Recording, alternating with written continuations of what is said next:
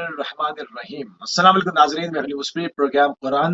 اہل بیت در قرآن کے ساتھ آپ کی خدمت میں حاضر ہوں۔ آج 18 ربیع ثانی ہے، 3 نومبر ہے اور جمعہ کا روز ہے۔ پروردگار کی بارگاہ میں دعا گو بھی ہوں اور امید بھی ہوں کہ پوری دنیا میں آپ جہاں کہیں بھی ہوں گے صفحے میں محمد علیہ محمد علیہ السلام کے خیر و عافیت سے ہوں گے۔ ناظرین، آپ کو ہمارے پروگرام کے فارمیٹ کا علم ہے، اس میں مختلف عنوانات کے ساتھ آپ کی خدمت میں حاضر ہوتے ہیں اور ہمیشہ کی طرح آج کے دن گفتگو کرنے کے لیے ہمارے ساتھ موجود ہیں۔ یقیناً آپ کی شخصیت کسی تعارف کی محتاج نہیں ہے۔ مدرس حوض علمی نجف اشرف جناب آیت اللہ سید نسیم عباس نجفی صاحب نجف اشرف عراق سے ہمارے ساتھ موجود ہیں۔ قبلہ پر پروگرام میں خوش آمدید کہیں گے اور آپ کی خدمت میں سلام عرض کریں گے۔ علیکم السلام ورحمۃ اللہ وبرکاتہ۔ موسی صاحب سلامت رہیں۔ جزاک اللہ قبلہ، جزاک اللہ۔ ناظرین، جیسا کہ آج ہم بات کریں گے اہل بیت در قرآن، اور اس کے اندر مختلف پوائنٹس ہیں جن کو آپ کی خدمت میں پیش کرنا ہے اور تھوڑی سی تمیدی گفتگو کے ساتھ بات کو آگے بڑھایا جائے گا۔ وحدت امت، اگر ہم وحدت امت کی بات کریں، قرآن اور اہل بیت کی نگاہ میں وحدت کو کس طرح سے دیکھا جائے، کیا میسج ہے، اس کے اوپر روشنی ڈالنا قبلہ۔ اعوذ باللہ من الشیطان الرجیم، بسم اللہ الرحمن الرحیم، الحمدللہ رب العالمین، والسلام علی سید الانبیاء والمرسلین وعلی آلہ الطیبین واللعنۃ الدائمہ علی اعدائہم اجمعین۔ رب زدنی علما، رب اشرح لی صدری ویسر لی امری واحلل عقدۃ من لسانی یفقہوا قولی، استغفر اللہ ربی واتوب الیہ۔ اما بعد فقد قال اللہ سبحانہ وتعالی فی کتابہ المجید، بسم اللہ الرحمن الرحیم، واعتصموا بحبل اللہ جميعا ولا تفرقوا، صدق اللہ العلی العظیم۔ قرآن اور اہل بیت علیہ السلام یہ وہ دو قیمتی چیزیں ہیں جو اللہ کے رسول امت کو دے کے گئے، اور ان دونوں سے تمسک کا حکم بھی دیا۔ اور مشہور حدیث ہے جو تواتر کی حد تک ثابت ہے، علماء اہل سنت مصادر سے بھی، تشیع کے مصادر سے اس حدیث کے تواتر کو ثابت کیا ہے، جس میں رسول خدا فرماتے ہیں انی تارک فیکم الثقلین، کتاب اللہ و عترتی اہل بیتی، ما ان تمسکتم بہما لن تضلوا من بعدی ابدا ولن یفترقا حتی یردا علی الحوض۔ رسول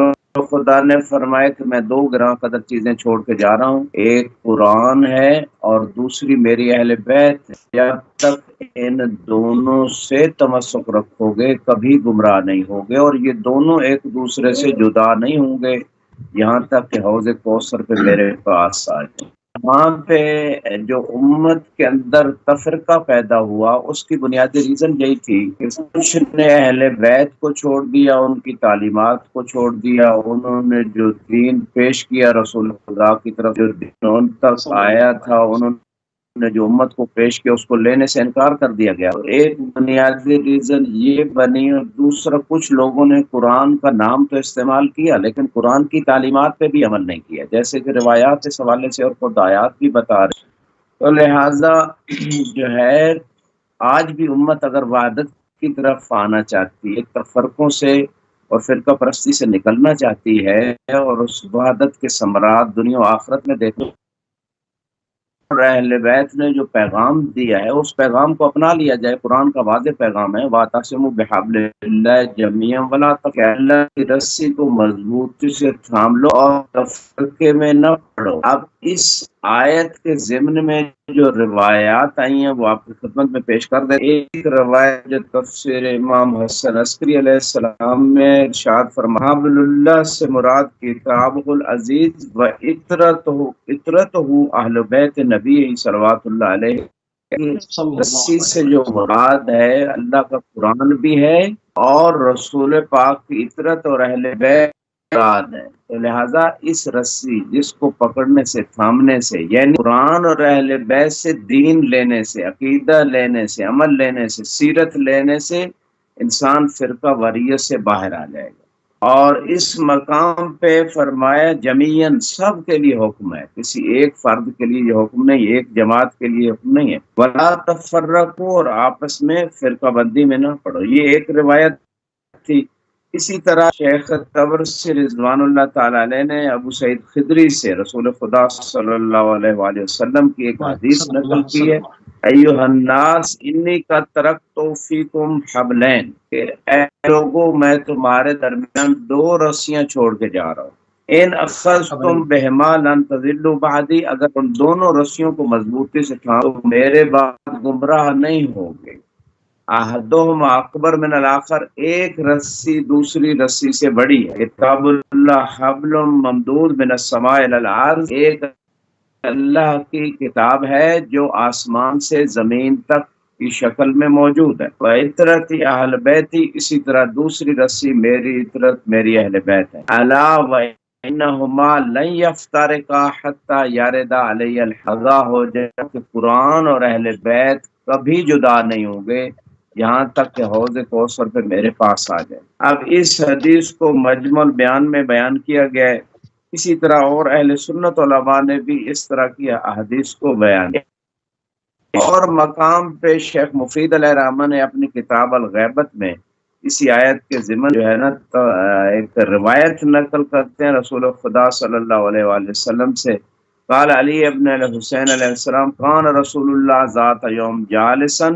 فی المسجد و اصحابہ حولہ، کہ رسول خدا ایک دن مسجد میں تشریف فرما تھے اور آپ کے اصحاب آپ کے ارد گرد موجود تھے، فقال لهم علیکم رجل من اہل الجنان، قریب تمہارے پاس ایک اہل جنت میں سے شخص آئے جو جنتی ہوگا، یسأل اما یعنی، اور وہ جنتی شخص وہ سوال کرے گا جو سوال فضول نہیں ہے مقصود ہے۔ قال فطلع علینا رجل شبیہ برجال مصر، اس وقت جب رسول خدا کی بات ختم ہوئی تو تھوڑی دیر بعد ایک شخص آتا ہے جو مصر کے لوگوں سے زیادہ مشابہ تھا، فتقدم وسلم علی رسول اللہ صلی اللہ علیہ وآلہ وسلم وجلس، وہ شخص آگے بڑھا رسول خدا پہ سلام کیا اور بیٹھ گیا، وقال یا رسول اللہ انی سمعت اللہ یقول واعتصموا بحبل اللہ جمیعا ولا تفرقوا، اس شخص نے کہا میں نے یہ آیت سنی، اللہ کی رسی کو مضبوطی سے تھام لو اور تفرقے میں نہ پڑو، فما ھذا الحبل الذی امر اللہ بالاعتصام بہ ولا نتفرق، وہ کون سی رسی ہے کہ جس کو مضبوطی سے تھامنے کا اللہ نے حکم دیا ہے تاکہ ہم فرقہ واریت میں نہ پڑ جائیں۔ قال فاترك الساعة ثم رفع راسه واشار الى علي بن ابي طالب علیہ السلام، رسول خدا تھوڑی دیر ساتھ جھکا کے سوچتے رہے اور پھر اشارہ کیا علی ابن ابی طالب علیہ السلام، وقال هذا حبل الله الذي من تمسك به عاصم في دنياه ولم يضل في اخرى، یہی وہ شخص علی ہیں کہ جو اس ہستی سے متمسک ہو گئے، ان کی سیرت پہ چلنے لگا تو دنیا میں بھی وہ اللہ کی رسی سے اس کا رشتہ بن گیا، اس نے پکڑ لیا اللہ کی رسی کو مضبوط، اور آخرت میں بھی وہ اللہ کی رسی سے متمسک رہے گا اور گمراہ نہیں ہوگا۔ قال فوسب رجل الى علی ابن ابی طالب علیہ السلام وَاحْتَضَنَهُ مِنْ وَرَاءِ ظَهْرِهِ، وہ شخص جو سوال کر رہا تھا وہ علی علیہ السلام پہ جا کے گر گیا اور مولا کو جو ہے نا جا کے اپنا یعنی لپٹ گیا مولا سے، وہ یقول اعتصمت بحبل اللہ وحبل رسول، اور کہتا ہے کہ میں اللہ اور اس کی رسول کی رسی کو مضبوطی سے تھام کے رکھوں گا، یعنی ان کی سیرت پہ چلوں گا، انہی سے دین لوں گا۔ ثم قام فولى وخرج، پھر وہ شخص کھڑا ہوا اور مسجد نبی سے نکل گیا، فقام رجل من الناس فقال یا رسول اللہ صلی اللہ علیہ وآلہ الحقہ واسألہ ان یستغفر لی، تو ایک شخص کھڑا ہوا صحاب میں سے، اس نے کہا یا رسول اللہ اس سے جا کے اپنے لیے استغفار کے لیے سوال کروں، فقال رسول اللہ صلی اللہ علیہ وآلہ وسلم اذا تجدہ مرفق، ہاں اس جا کے استغفار کا سوال کرو اگر وہ آپ کو رفع سے اور رفقت سے پیش ہے، اللہ رجل وسألہ یستغفر له، تو یہ شخص کے پیچھے گیا جس نے سوال کیا تھا اور اس سے کہا کہ میرے لیے آپ خدا سے استغفار، تو حل فہمت ما قال علی رسول اللہ صلی اللہ علیہ وآلہ وسلم، اس شخص نے کہا اس شخص سے کیا تو نے وہ بات سمجھی ہے جو اللہ کے رسول نے فرمائی ہے اور میرے سوال کے جواب میں فرمائی؟ وما پہلے قال الرجل، اس شخص نے کہا جی میں وہ بات سمجھ چکا ہوں۔ فقال له ان كنت متمسكا بذلك الحبل، اس رسی سے جو اللہ نے اور اس کے رسول نے دکھائی اور ولی کی ذات سے متمسک ہونا، ان سے دین لینا، ان کی سیرت پہ چلنا، ان کی اتباع کرنا، ان کی پیروی، اگر تو ایسا کرے گا فغفر اللہ لک، تو اللہ تعالیٰ تجھے بخش دے گا، وَإِلَّا فَلَا غَفَرَ اللَّهُ لَكَ، ورنہ خدا تجھے نہیں بخشے گا، وَتَرَكَهُ وَمَضَىٰ، اور یہی جواب دیتے ہوئے یہ شخص سبحان چلا گیا۔ ظاہراً اللہ۔ یہ لگتا ہے بہت سارے واقعات میں مصری صاحب کے بے شک رشتے بعض اوقات چونکہ انسانی شکل میں بھی آ جاتے تھے، جیسے جبریل دہیہ قلبی کی شکل میں، وہ لوگوں کو سمجھانے کے لیے آ کے سوال کرتے تھے، عملی طور پہ پریکٹیکلی طور پہ بتاتے تھے، تاکہ کسی کے ذہن میں شبہ باقی نہ رہے کہ اللہ کی رسی کون سی ہے، قرآن اور اہل بیت، جن کے سے پورا دین لیں اور اس پہ عمل کریں، تاکہ ہم آخرت میں بھی ہلاکت سے بچ جائیں اور دنیا میں گمراہی سے بچ جائیں۔ جی آپ کچھ کہنا چاہ رہے ہیں؟ بے شک۔ اچھا، خیر کی طرف دعوت دینے والی جو امت ہے، اس سے کیا مراد ہے؟ وہ تو ایک بالکل اس میں متشابہ تو کوئی چیز نہیں ہے، تو بالکل محکم آیت ہے، تو اس کے اندر پھر کیوں اختلاف پایا گیا؟ کیونکہ اگر متشابہات ہوں، جس طرح سے قرآن کے اندر ہے ناسخ ہے، منسوخ ہے، متشابہ ہے، محکم ہے، یہ تو بالکل محکم چیز لگ رہی ہے، تو اس کے اندر کیوں اختلاف پایا گیا؟ کیوں نہیں سمجھ پائے کہ خیر کی طرف خیر کیا ہے، اور خیر کی طرف بلانے والی امت جو ہے اس سے مراد کیا ہے؟ کیوں گروہوں میں تقسیم ہوا ہے؟ جی اگرچہ جیسے اذان بھی ہے اللہ خیر العمل کہ آؤ نیک عمل کی طرف، اور اس کو حذف کر دیا گیا اذان سے کسی زمانے میں، اور غدیر پہ جب اعلان ہوا تھا اس وقت بھی علی علیہ السلام اور باقی 11 ائمہ کی ولایت و امامت کا جب اعلان آخری حج کے بعد رسول خدا نے اللہ کے حکم سے کیا، بھی اسی طرح بلایا گیا تھا یا علی خیر العمل کہ آؤ خیر عمل کی، 12 ائمہ کی امامت و ولایت کا عمل خیر عمل قرار دیا۔ اور اسی طرح یہاں پہ قرآن میں ایک آیت ہے سورہ آل عمران میں، چونکہ ہمارا سے پہلے چلتا رہا سورہ بقرہ میں جو آیات اہل بیت کی شان میں آئی، ابھی ہم سورہ آل عمران کے اختتام تک پہنچ چکے۔ وَلْتَكُن مِّنكُمْ أُمَّةٌ يَدْعُونَ إِلَى الْخَيْرِ، کہ آپ میں سے ایک امت ہونی چاہیے جو خیر کی طرف بلائے، وَيَأْمُرُونَ بِالْمَعْرُوفِ، اور نیکی کا حکم دیں، وَيَنْهُونَ عَنِ الْمُنْكَرِ، اور برائی سے روکیں، وَأُولَٰئِكَ هُمُ الْمُفْلِحُونَ، یہی لوگ کامیاب ہونے والے۔ آل عمران کی 104 نمبر آیت میں اس میں علامہ طبرسی رضوان اللہ تعالی علیہ نے اپنی کتاب مجموع البیان جلد 2 صفحہ 484 پہ ارشاد فرماتے ہیں وَلْتَكُن مِّنكُمْ أُمَّةٌ، کہ امتن آپ میں سے ایک امت ہونی چاہیے، یعنی ایک جماعت، یدعون الی الخیر اے الی الدین، خیر سے مراد یہاں دین لیا کہ وہ دین کی طرف بلائیں، اور دین جو ہے بعض روایات میں جیسے خیر سے میں نے عرض کیا 12 ائمہ کی امامت و ولایت بھی ہے، اور دین بھی ان کے بغیر مکمل نہیں ہوتا۔ جس کے 12 ائمہ کی امامت و ولایت کا عقیدہ نہیں ہے، وہ اس نے رسالت کا جو پیغام ہے، جو خصوصاً ایسا پیغام کہ اگر وہ نہ پہنچایا جائے تو خدا کہتا ہے اپنے حبیب سے کہ تو نے رسالت کا کوئی کام نہیں کیا، یعنی پورے دین کی جو بقا ہے وہ امامت کے ذریعے خدا نے حفاظت کا ایک سلسلہ بنایا۔ اس کے بعد ارشاد ہوتا ہے وَيَأْمُرُونَ بِالْمَعْرُوفِ، یعنی طاعت کا حکم دیتے ہیں، وَيَنْهُونَ عَنِ الْمُنکر، اولئک هم المفلحون، یہی کام۔ وروی عن ابی عبداللہ علیہ السلام انه قال وَلْتَكُن مِّنكُمْ أُمَّةٌ يَدْعُونَ إِلَى الْخَيْرِ وَيَأْمُرُونَ بِالْمَعْرُوفِ وَيَنْهُونَ عَنِ الْمُنکر وَأُولَئِکَ هُمُ الْمُفْلِحُونَ۔ امام صادق علیہ السلام سے روایت ہے صلی کہ اللہ اس صلی اللہ علیہ آیت جو خیر امت ہے، نحن ہم اہل بیت وہ خیر امت ہے، وہ امت ہے کہ جو خیر کی طرف بلاتی ہے اور نیکی کا حکم دیتی ہے اور برائی سے روکتی ہے، اور یہ کامیاب ہونے والے ہیں۔ تو اس آیت میں جس امت کا تذکرہ ہے وہ ہم اہل بیت علیہ السلام. جی موسی سبحان صاحب. صحیح. اچھا، روز قیامت بات ہو رہی ہے کہ جو لوگ محشور ہوں گے اس میں دو طرح کے گروہ ہوں گے. ایک کو روشن چہرے والوں کی طرف نسبت دی گئی اور ایک کو سیاہ چہرے والے جو ہے وہ تعبیر دیا گیا. ایک تو اس کو کھول دیں گے روشن چہرے کس معنوں میں اور سیاہ چہرے کس معنوں میں، کیونکہ بعض اگر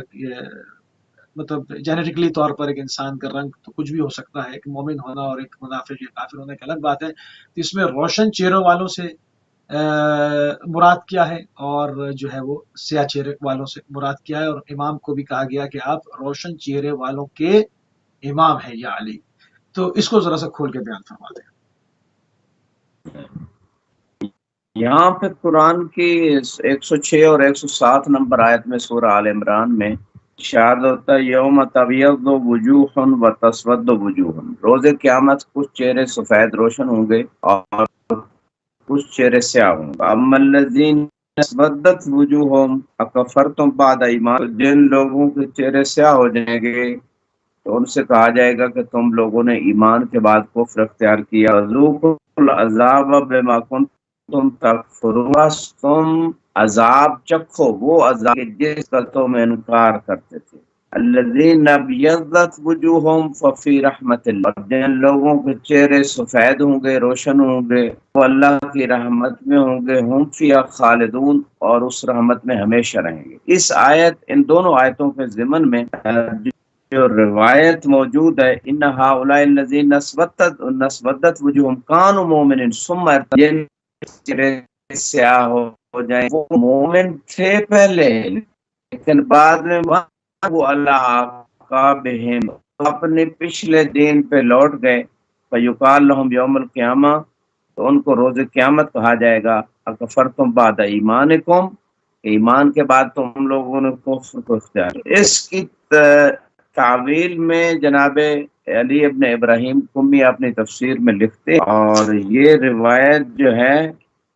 وہ کافی لمبی روایت ہے، میں آپ خدمت پیش کر دیتا ہوں. جلد نمبر 1 صفحہ 109 تفسیر قمی میں یہ روایت بڑی معتبر معروف تفسیر ہے. اس میں جو روایت ہے رسول خدا صلی اللہ علیہ وآلہ وسلم سے جناب ابو ذر غفاری رضوان اللہ تعالی علیہ نے سوال کیا تھا کہ جب یہ آیت نازل ہوئی تو رسول خدا نے فرمایا یہ تو علیہ امتی یوم القیامہ علی خمس رایات، کہ روز قیامت جو ہے میری امت 5 جھنڈوں کے نیچے جمع ہو کے آئے گی. فرایا معجل اجل حاضل امہ، کہ ایک ایسا جھنڈا ہوگا، ایک ایسا علم ہوگا جو اس امت کے بچھڑے کے ساتھ ہوگا. فاسألہم عن الثقلین، رسول خدا فرماتے ہیں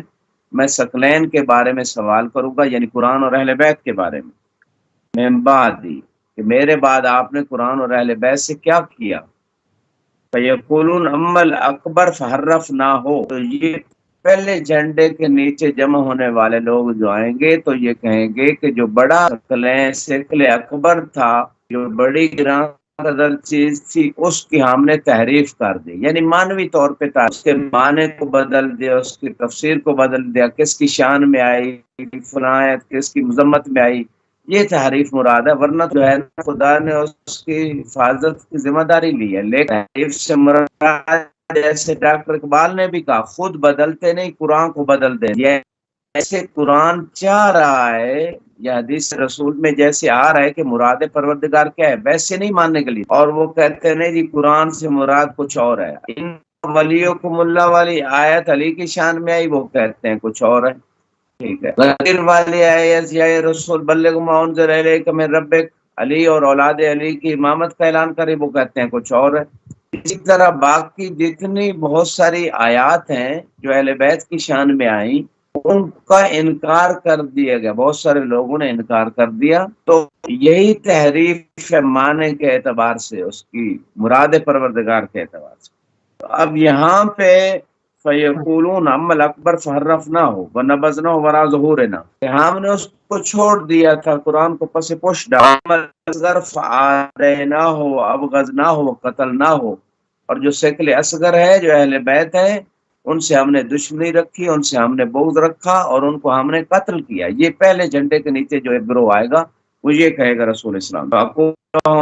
رد النار جماعا مجمعین مسودت وجوہکم، رسول خدا ان ایسے لوگوں سے کہیں گے کہ جہنم کی طرف چلے جاؤ پیاسی حالت میں اور تمہارے چہرے بھی سیاہ ہو جائیں۔ یہ جو پہلا ایک طبقہ آئے گا، ثم تارد علی رایا ما فرعون حاضل، پھر ایک اور لشکر آئے گا جو ایک جھنڈے کے نیچے جمع ہوگا اور اس امت کے فرعون کے ساتھ ہے۔ اقول لهم ما فعلتم بالثقلین من بعدی، ان سے بھی وہی سوال کریں گے۔ خدا فرماتے ہیں کہ میرے بعد تم نے ثقلین سے کیا کیا، قرآن اور اہل بیت کے ساتھ کیسا سلوک کیا۔ فیقولون اما الاکبر فحرفناہ ومزقناہ وخالفناہ، شکل اکبر جو ہے قرآن، اس کو ہم نے اس کی مخالفت کی، اس کو ہم نے جو ہے نا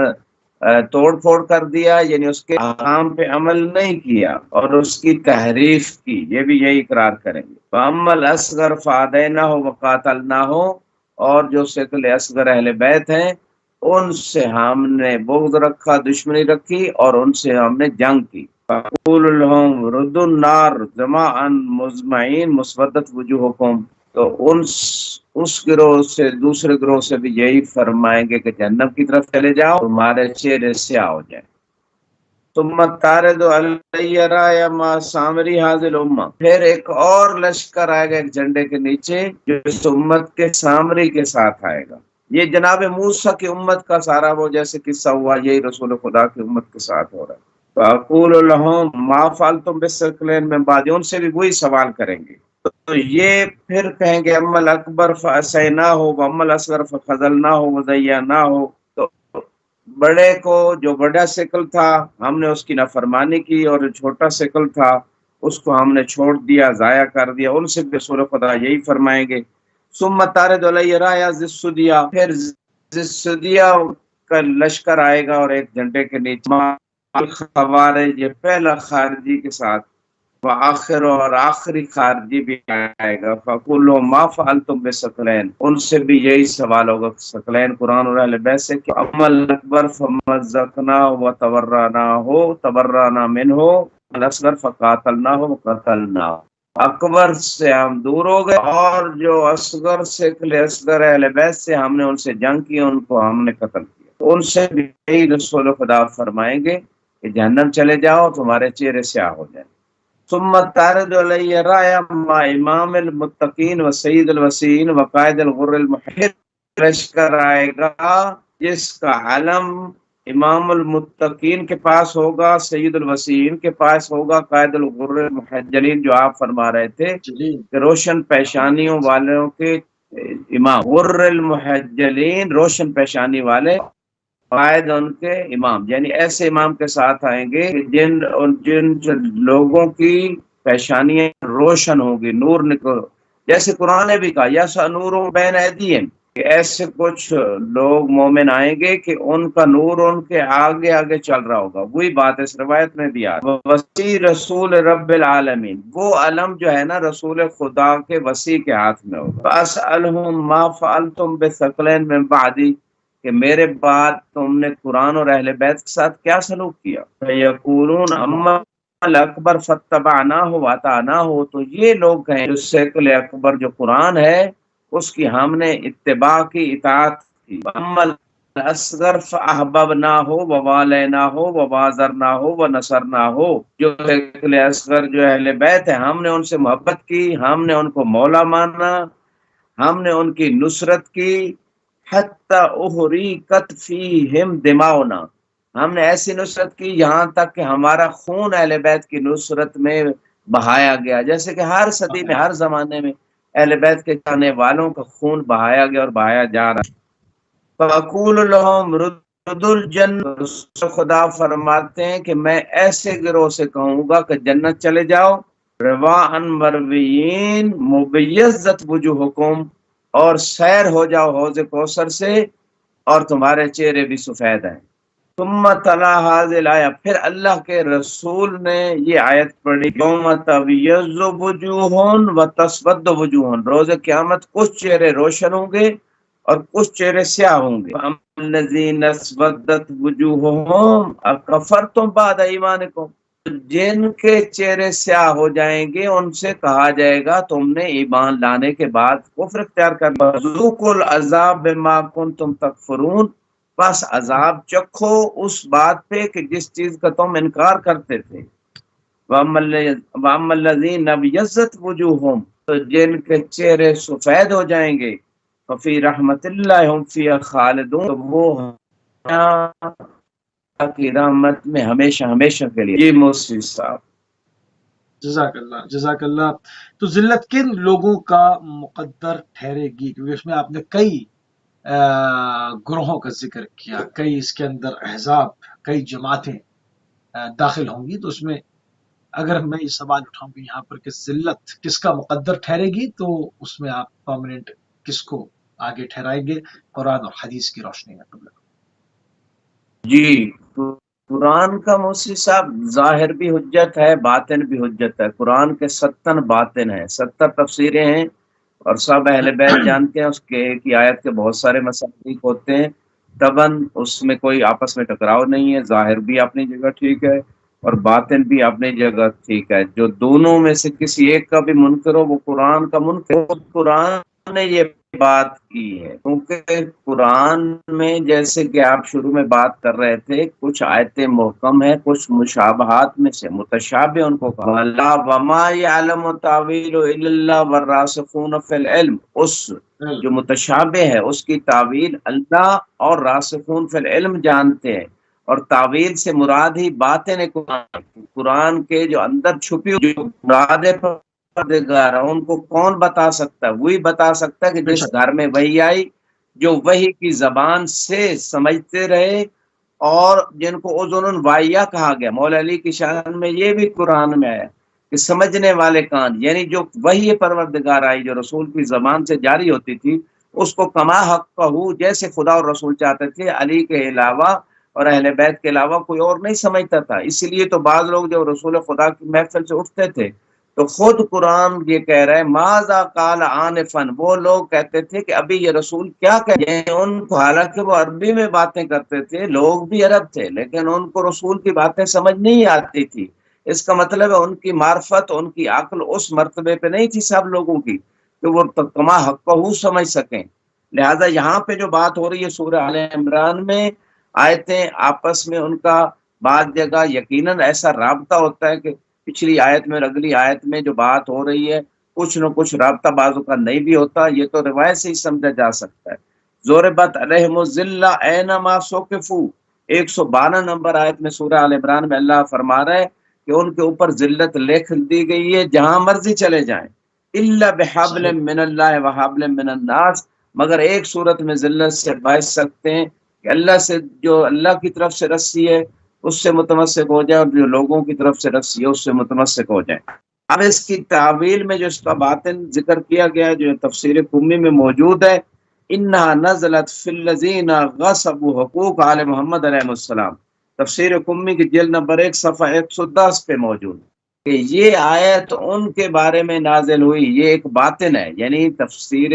جو ہے نا تعویل اس کی ایک ہے تفسیر جو ظاہر ہے، یہ اس کی تعویل ہے یعنی باطن ہے، ان لوگوں کے بارے میں آیت جنہوں نے اہل بیت کے حقوق کو غصب کیا ہے کہ ان کا ذلت مقدر ہے جہاں مرضی چلے جائیں۔ اما قولہ الا بحبل من اللہ وحبل من الناس، کہ ایک رسی اللہ کی طرف سے ایک لوگوں کی طرف سے، معنی ہو ان ہؤلاء الغاصب ضربت علیہم جمیعہم الذلہ وہی الہوان والخزی فی الدنیا والآخرہ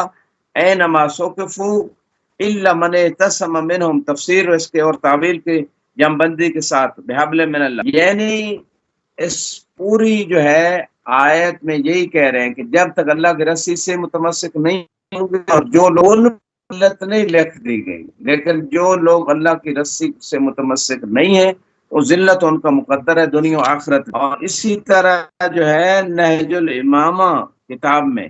امام باقر علیہ السلام سے ایک روایت موجود، فرماتے ہیں اس روایت میں حبل من اللہ کتاب اللہ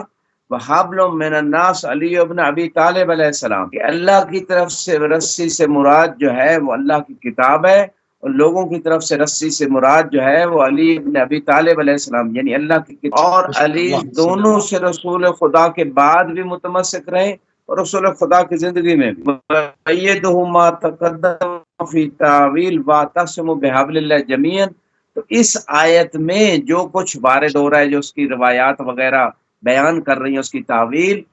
اس بات کی تائید پچھلی آیت میں بھی ہو رہی ہے، وَاعْتَصِمُوا بِحَبْلِ اللَّهِ جَمِيعًا وَلَا تَفَرَّقُوا، کہ اللہ کی رسی کو مضبوطی سے تھام لو اور تفرقے میں نہ پڑو۔ تو وہ رسی قرآن اور اہل بیت ہیں، اور اس مقام پہ بھی خدا پھر دوبارہ کہہ رہے ہیں کہ جنہوں نے اس رسی قرآن اور اہل بیت کو چھوڑ دیا سبحان اللہ۔ وہ ذلت ان کا مقدر ہو جائے گا دنیا اور آخرت میں۔ اور آج دنیا میں آپ دیکھ رہے ہیں، اگر یہ قرآن اور اہل بیت کو نہ چھوڑا جاتا رسول خدا کے بعد، تو امت صلی اللہ اسلامیہ ہمیشہ عزت کا تاج ان کے سر پہ رہتا۔ اور جن لوگوں نے نہیں چھوڑا موسی صاحب قرآن اور اہل بیت کو، جو بے شک وہ فئہ بے قلیلہ شک ہے، وہ ان کا عدد بنسبت دوسرے لوگوں کے کام میں، ان کو خدا پھر بھی دنیا میں بھی عزت دے رہے اور آخرت میں بھی عزت ان کا مقدر ہوگا۔ جی موسی صاحب۔ بے شک۔ اچھا، کچھ لوگوں کا ذکر ہوا کہ وہ پچھلے پاؤں پلٹ جانے والے ہیں۔ ہم جب دیکھتے ہیں کہ جب خلافت کا معاملہ ہوا، مولا امیر المومنین سے جب سوال ہوا تو انہوں نے اس کی توجہ یہی بیان فرمائی تھی کہ اگر وہ تلوار کے ساتھ قیام کرتے، قیام بالسیف کرتے، تو لوگ پچھلے پیروں پلٹ جاتے اور دین کا جو معاملہ تھا وہ منہدم ہو جاتا، دین ختم ہو جاتا۔ مولا امیر المومنین نے صبر کیا اور 25 سال کی آپ کی خاموشی، پھر اس کے بعد شہادتیں ہیں، اور آج تک جو ہے وہ تشیع اپنا خون دیتی چلی آئی ہے، اور مکتب اہل بیت سے خون جاری ہے۔ تو یہ تمام چیزیں، وہ پچھلے پاؤں پلٹ جانے والے جو اس وقت بھی پھر گئے تھے، وہ کون تھے؟ اور اگر مولا قیام کرتے تو مکمل جو سارے پھر جاتے، اس پر بھی تھوڑی سی روشنی ڈال دیں، اس گتھی کو سلجھائیں قبلہ ذرا۔ جی بالکل، قرآن نے ساری چیزیں بیان کر دی ہیں، آئندہ کے واقعات جو ہونے والے ہیں، جو سابقہ حالات، ان چیزوں کو بیان کیا ہے قرآن نے۔ خود قرآن یہ کہہ رہے وَمَا رَطْبٍ وَلَا يَابِسٍ إِلَّا فِي كِتَابٍ مُبِينٍ، کہ ہر خشکار کا ذکر، لیکن چیز کو کون سمجھے گا؟ جن کو قرآن کا وارث بنایا گیا، جن کے اوپر قرآن نازل ہوا رسول خدا کے اوپر، وہ بتائیں گے، یا جو وارثان قرآن ہے، جو وارثان علم رسول ہے، جو باب مدینۃ العلم جنہیں کہا گیا، تو وہ بتا سکتے ہیں کہ قرآن میں کون سی چیز کہاں موجود ہے۔ یہی بات ہے کہ رسول خدا کے بعد جب مولا علی کو خلافت سے ہٹا دیا گیا، تو آپ نے قرآن کی وہ تفسیر لکھی تھی گھر میں بیٹھ کے رسول خدا کے حکم کے مطابق، کہ یہ آیت فلاں کی شان میں ہے، یہ فلاں کی مذمت میں، اس آیت کا شان نزول کیا ہے، اس آیت سے مراد کیا ہے، اس آیت سے مراد کیا ہے۔ یہ باقاعدہ امام نے قرآن وہی تھا جو امت کے پاس آج تک ہے، لیکن اس کی کما حقہ جو وضاحت، تشریح، تفسیر تھی، وہ امام نے لکھ کے پیش کی تھی کہ یہ امت کو پیش کر دیا جائے۔ اس قرآن کو نہیں لیا گیا بے معنی اس کی جو تفسیر تھی، کیونکہ وہ حقائق اگر لوگوں تک آ جاتے تو پھر بہت ساری چیزیں جو ہے نا وہ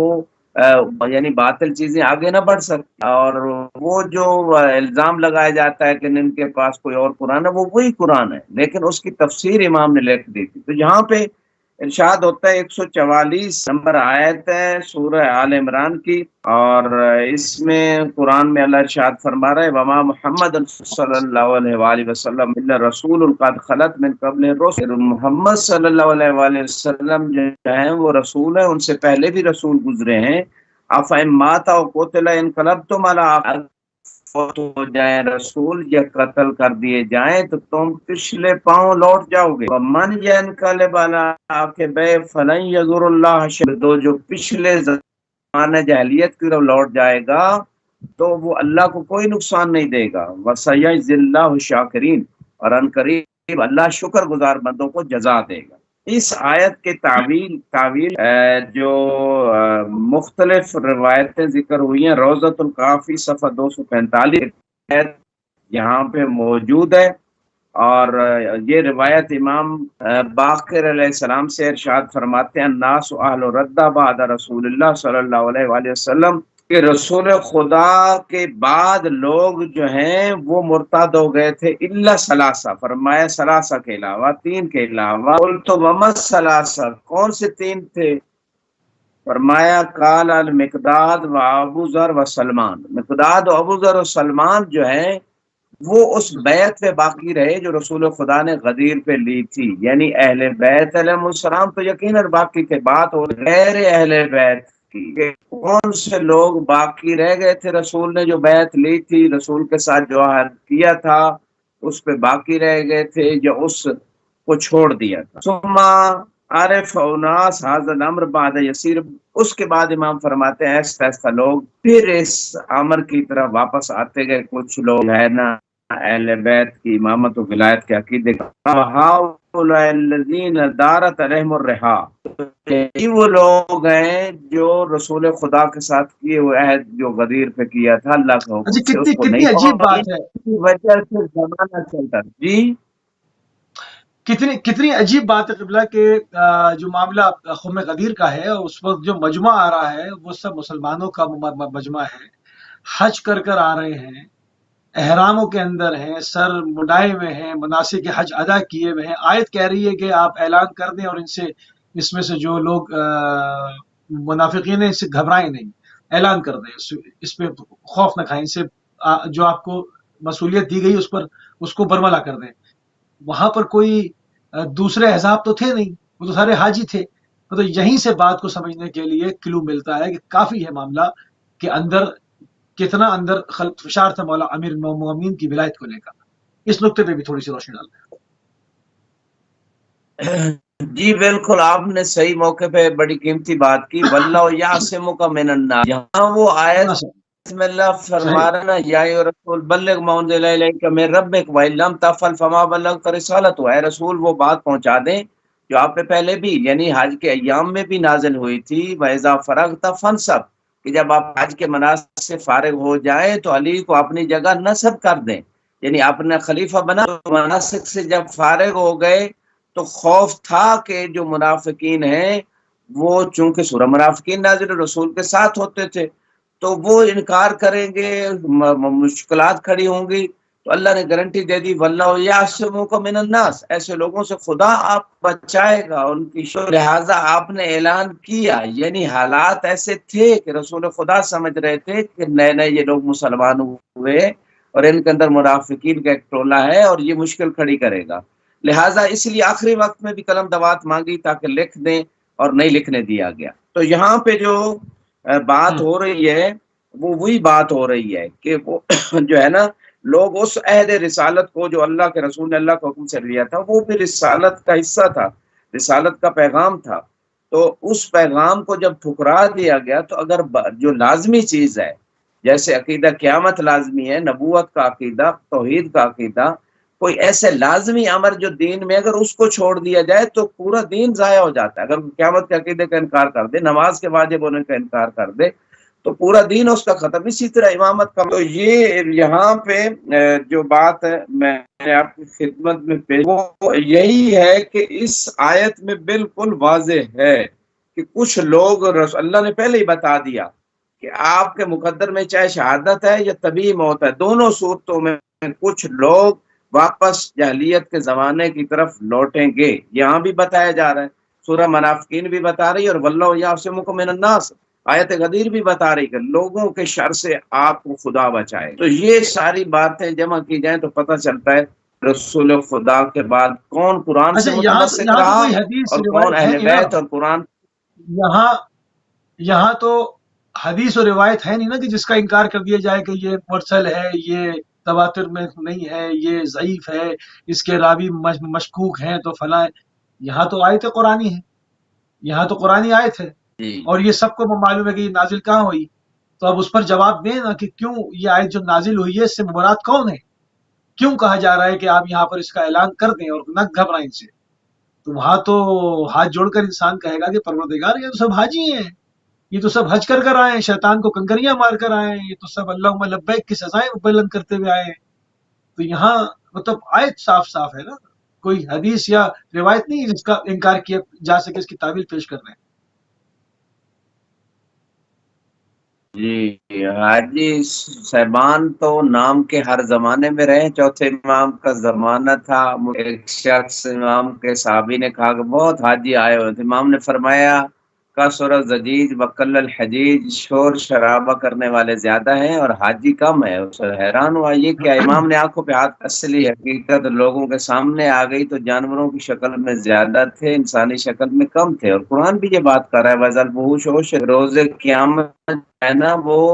وحشی جانوروں کی شکل میں لوگ محشور ہوں گے۔ رسول خدا کی حدیث میں ہے کہ وہ میری امت کے 9 گروہ جو ہیں وہ جانوروں کی شکل میں آئیں گے، ایک گروہ انسانی شکل میں آئے گا۔ یہاں پہ موسی صاحب حاجیوں کے لبادے میں حسین کے قاتل آ گئے تھے کعبے کے قتل کرنے کے لیے، تاکہ قتل چھپ جائے، پتہ نہ چلے کس نے کیا۔ تو یہ حاجی نام کا بننا آسان ہے، خدا کی حاجی وہ بہت مشکل امر ہے، آسان نہیں ہے۔ جی موسی صاحب آخری چند منٹ ہمارے پاس، تقریباً 3 سے 4 منٹ ہمارے پاس قبلہ جو ہے وہ موجود ہیں، اور ہم چاہیں گے کہ آپ کی موجودگی سے زیادہ استفادہ کریں۔ مدرس حوزہ علمیہ نجف اشرف جناب آیت اللہ سید نسیم عباس نجفی صاحب ہمارے ساتھ موجود ہیں۔ اہل بیت اور ان کے دشمنوں کے بارے میں قرآن کیا کہتا ہے، ایک پوائنٹ اور شامل کرتے ہیں۔ 4 منٹ ہمارے پاس، بسم اللہ۔